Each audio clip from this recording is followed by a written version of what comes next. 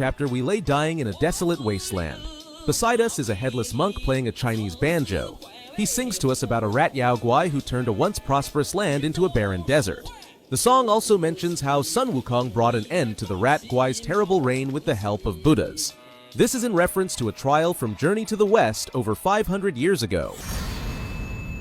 Wukong's master Tripitaka was captured by a minion of the rat Yao Guai named Huang Fengguai, the yellow wind sage, who was a yellow-furred marten that gained his powers from drinking the oil of a Buddha's glass lamp. Wukong could not fight through the Yao Guai's terrible wind magic, so he sought the help of a bodhisattva named Ling Ji. The bodhisattva gave Wukong a magical item called Ding Feng Dan, a wind-taming vessel that neutralizes the Yao Guai's wind magic. With this item, Wukong was able to defeat the yellow wind sage and save his master. The Yao Guai was about to be killed when Ling Ji intervened and said that he will take the rat Guai as a disciple. And so ended trials number 13 and 14 out of 81 in Journey to the West. Back to the game. In case you're wondering, the headless monk is singing in a Chinese opera style called Qinqiang, which originated from the Chinese province of Shanxi. It's a traditional method for storytellers to spread their tales, as the headless monk is doing here. Anyways, the headless monk says he knows why we're here and pulls us back from the brink of death. He then disappears for now. As we try to remember how much we drank last night, we start exploring the land. After taking 2 steps in the right direction, flaming arrows fly at us from out of nowhere. Okay, so that's what happened last night. This land is infested with rat Yao Guai, and not a single piece of greenery in sight. Once again, we have to piece together what happened in the past and what we're dealing with in the present. Based on the lyrics of the Headless Monk, it seems that the Yellow Wind Sage had something to do with this desolate land. After we go through a few deserted villages and rat patrols, we meet a sketchy dog Guai standing in a dark alleyway. Inevitably, he tries to sell us drugs, and remembering the teachings of our great ancestor Sun Wukong, we chug the pills like beer at a frat party. So his name is Shoe Dog, aka Shoe Dog on the streets. He tells us that one of his formulas was swallowed by a petty frog and says that he is a deity who will repay us if we helped him get the formula back. So like a good simian, we go murder the frog without hearing his side of the story. There is a frog Guai in every chapter, and we will have a separate video explaining their backstory. It's a thought-provoking and bittersweet story, so stay updated by smashing that subscribe button with your cudgel like I smashed that frog. After defeating the frog Guai and subscribing, we return the formula to Shoe Dog, and he gives us a few pills that grant buffs. He also tells us how we can make our own pills by collecting material around the land. These pills are called Xian Dan in Chinese, and are used to grant longevity or boost powers. Shoe Dog says he will go look for a furnace to make more pills for us, so we go our separate ways for now. As we wander around with our innate sense of directions instead of a map, we encounter 2 rat Yao Guais talking about plans of returning their kingdom to its former glory. Son, I hear you loud and clear. How can I not know your sufferings?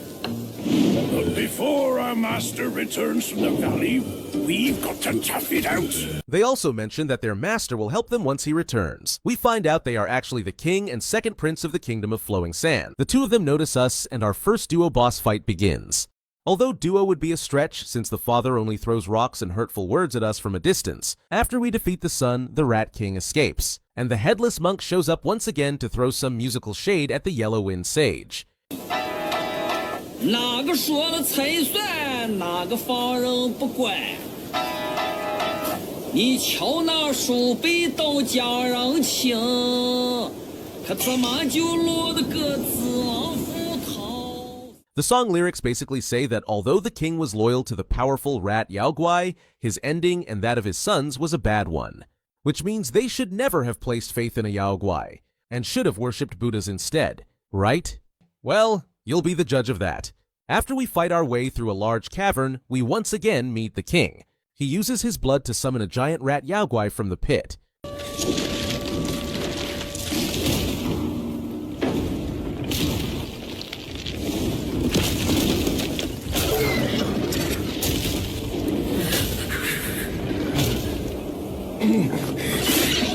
Son? It turns out this monstrous Yao Guai is also his son, the first prince, who is obviously crazed because he attacks and eats his father in one bite. The giant rat Guai eventually turns his attention to us. and one friendly conversation later, we have defeated all the royal rat bosses. And with their journals, you can piece together a story of what happened to this royal family. This was once a prosperous kingdom, until one day a monstrous insect started destroying countless villages and towns, killing many in its path. The destruction continued until one day a yellow-furred rat guai passed through this kingdom and decided to help its people defeat the monster. This earned him the king's deepest respect, and the rat guai was appointed as the royal sage. He counseled the king on everything, from state affairs to the tiniest details of daily life. And at the yellow sage's suggestion, the king issued the Rodent Reverence Edict, which prompted rodent guais from all over the land to migrate into the city and live amongst the humans. But this ain't a fairy tale ending. Though the king fully trusted the rat guai, the princes did not. The king had 3 sons. The first prince was a great warrior who also helped in defeating the monster. Though he was honored, he felt that much of his glory was stolen by the rat guai. The third prince was deeply devoted to Buddhist teachings, and he also did not trust the Yao guai. Together they tried to remove the rat guai from court. However, they could never succeed in shaking the king's trust in him. Their upheavals resulted in the death of many of their followers. Angry, the third prince left the kingdom. The first prince continued to challenge the king's royal authority, and so he was put in jail. Until one day the prince's cell door unexpectedly opened and he walked out.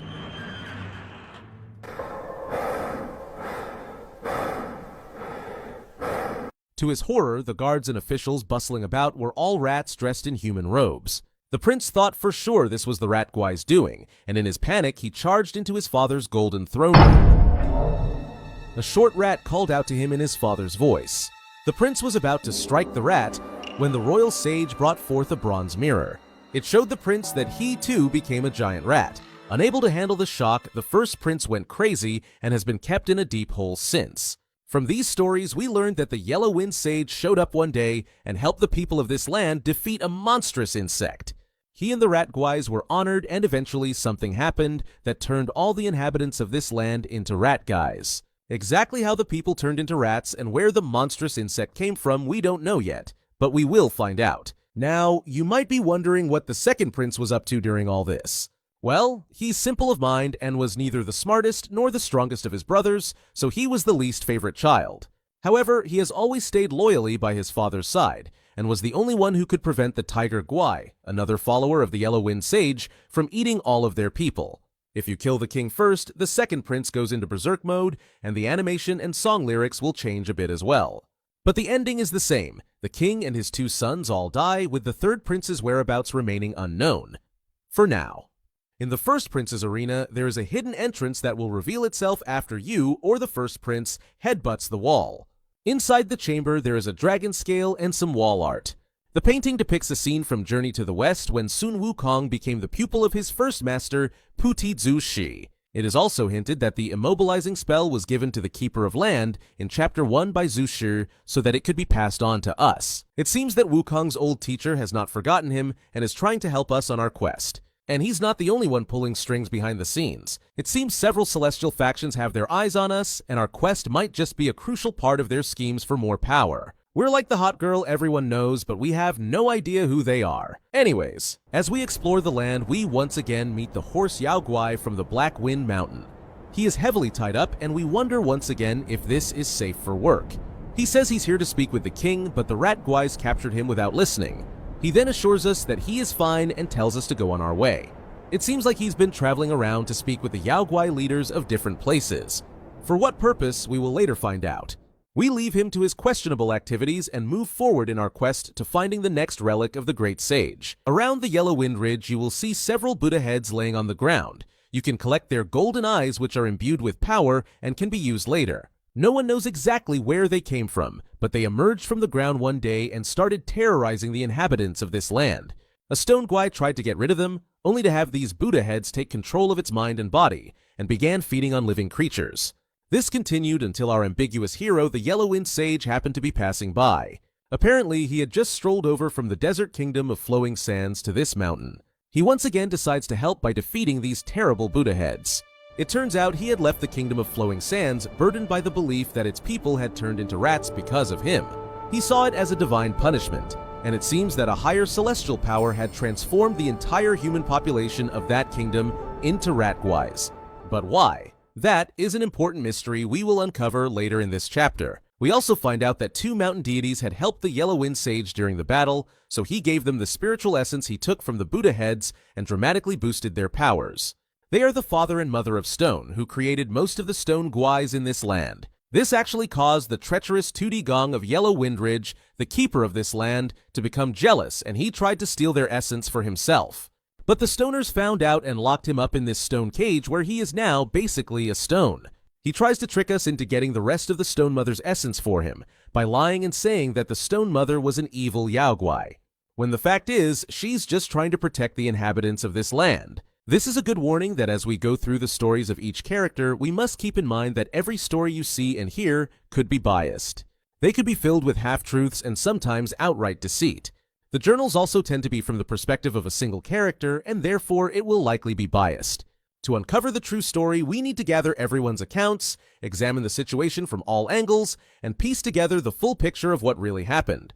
Which sounds a lot like homework and not what I signed up for. But here we are. As we pass by a pile of rocks, it absorbs the energy from our golden Buddha eyes and comes to life. This stone guai is called Shigandong, and it's the same one that was possessed by the Buddha heads many years ago.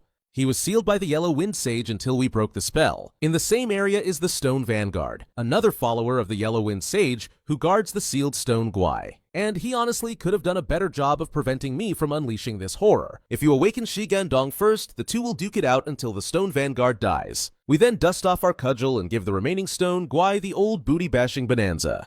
At some point along the journey, we meet a drunk Pumbaa leaning against a rock. Apparently it's been rough since Timon left. Raise thy cup, seek answers on high. Who defies death neath every sky? Oh, I messed up my mission. Go find something to sober me up. As we wonder what mission he is talking about, he says he needs something for his hangover. So we find some ancient Chinese Advil for him, and he says he feels better but is now hungry and tells us to meet him by the Crouching Tiger Temple. Once we get there, we meet the Tiger Vanguard, who is a powerful follower of the Yellow Wind Sage. Several lives later, we finally defeat the Tiger Vanguard and 200 years of game design. We once again meet the boar guai from earlier, and this time he has digestive issues from eating too many rats for his hangover meal. We get him a piece of lotus and he pulls himself together long enough to bring us to a set of large stone doors. He randomly tries to fight us, as alcoholics do, and asks why we have his senior brother's gold piece. It seems like he is part of a brotherhood and was sent on a mission by the senior member of their group. After defeating him, he laughs it off and says we can explore the realm together using the gold pieces.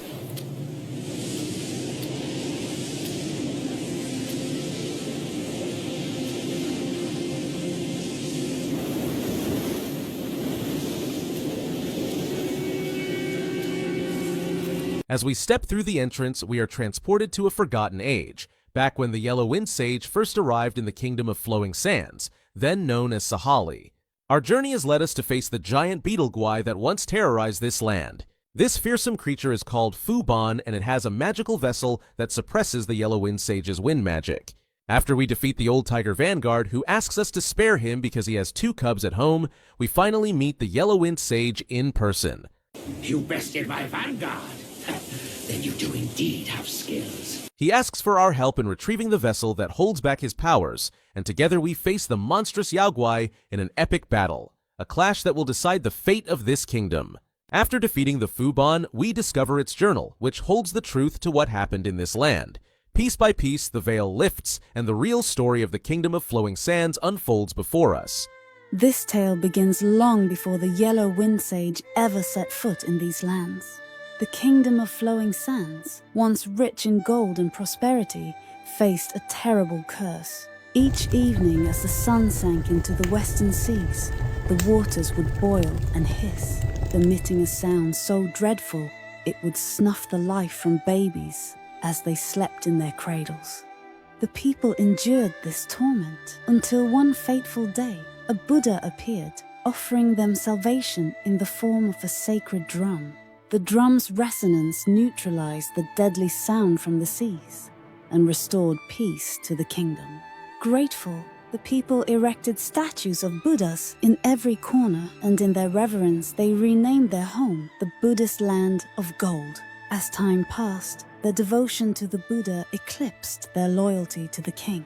Enraged by this, the king decreed that Buddhism be purged from the land.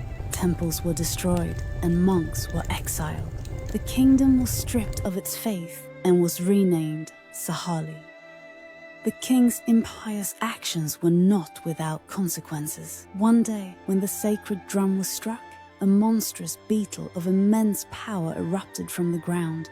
It left death and destruction in its wake. The people believed it was a divine punishment for the king's actions, and the once blessed land fell into ruins.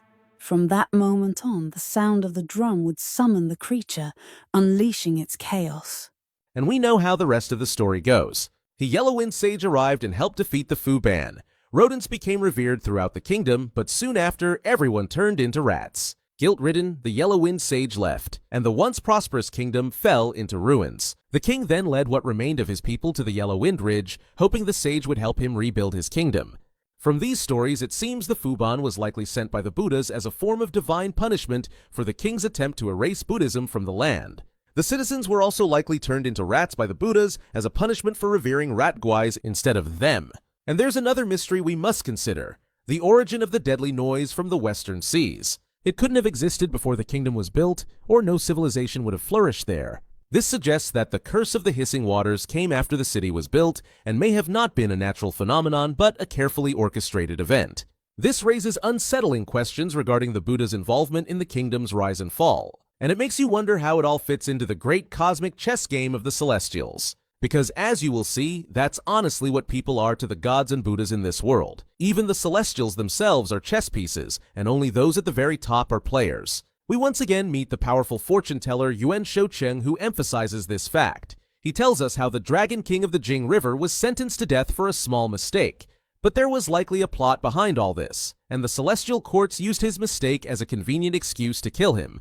Yuan Shoucheng seems to believe that fate is predetermined and no one could change the outcomes because his predictions always came true. What does fate have in store for us? We'll just have to find out. Also, something to note is that we haven't traveled back in time to fight the Fu Ban. What we experienced was a projection born from someone's Ji Nian, a deep obsession and fixation so strong it created a phantom realm from those memories.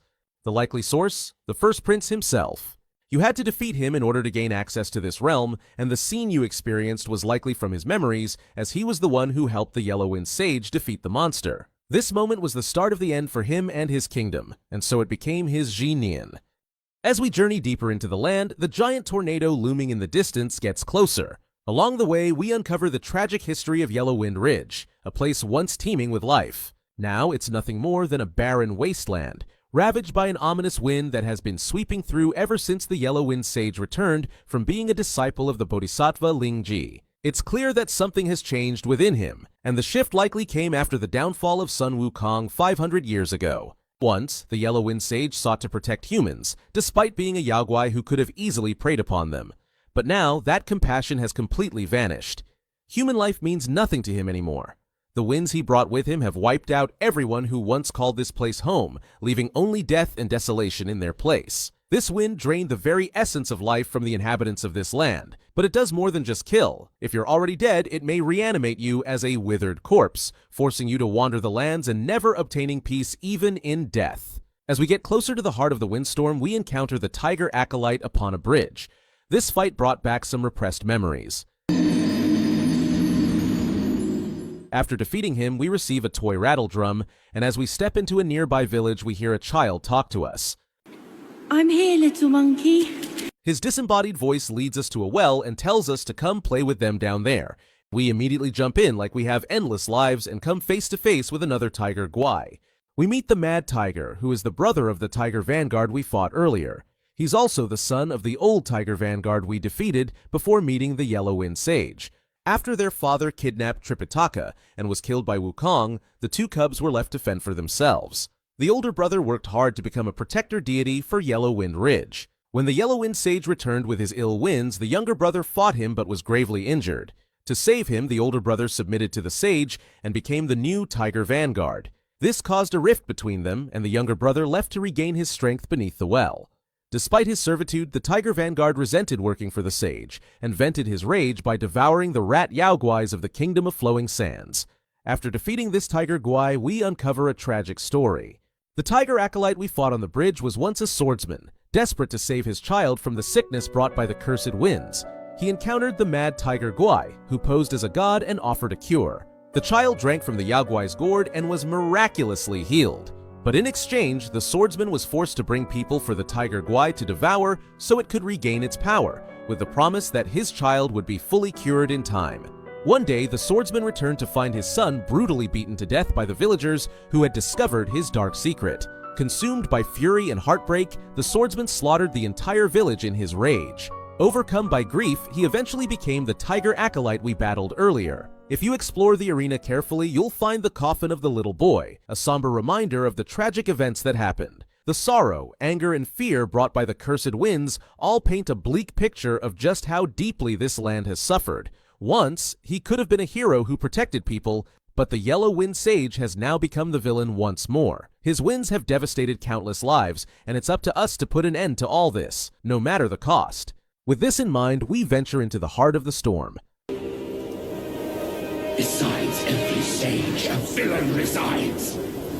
Beneath every mountain, an abyss lies. Where disparities persist, bloodbaths may arise. I cannot escape, and nor can you! We now face the Yellow Wind Sage in a final battle, determined to free the land from his suffocating grasp. Once, he sought to escape his fate as a Yaoguai, longing to be a hero who helped people and hoping to be worshipped like a god. But those dreams were snuffed out long ago. Seeing the fate of a powerful Yaoguai like Sun Wukong, who despite achieving Buddhahood was ultimately eliminated in the end, the Yellow Wind Sage lost all hope. In his despair, he took the head of the Bodhisattva Lingji, using its power to cultivate the sacred relic of the great sage. He wanted more power, no matter the cost in lives, all while waiting for the inevitable. A final blow from the heavens to end his suffering once and for all. This is his last stand, fueled by his shattered dreams and desperate desire for a fate beyond the limits of a Yaoguai. If you have the Wind Tamer vessel from the Fubon, you can neutralize the Yellow Wind Sage's magic, making the fight much easier. Also, we have to question why the Fubon would have this vessel in the first place. It's almost as though it was planted by the Buddhas to make sure the Yellow Wind Sage would not be able to subdue the Beetle Guai by himself. In fact, the Yellow Wind Sage might have been lured to the Kingdom of Flowing Sands and Yellow Wind Ridge by the golden power of the Buddha heads that he could sense. It seems they orchestrated his downfall to further emphasize the fact that a Yaoguai could not be good, just as a Buddha could not be evil. And any attempts to break free from this celestial order will only lead to your downfall. With one final blow from our cudgel, we defeat the Yellow Wind Sage. You disciple, you're free. You stole your land spell and snatched the great sage's relic. You even took your master's heed. Just for a short reign over this barren valley.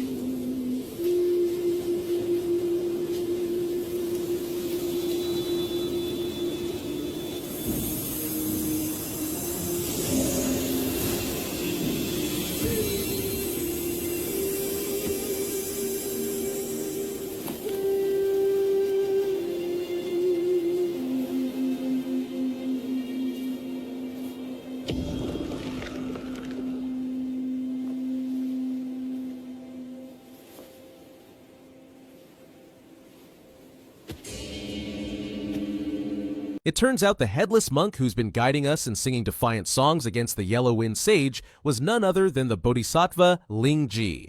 Somehow his head was taken by his own disciple, who wanted to use it and harness the power of a sacred relic. In the end, Lingji chose to entrust the relic to us.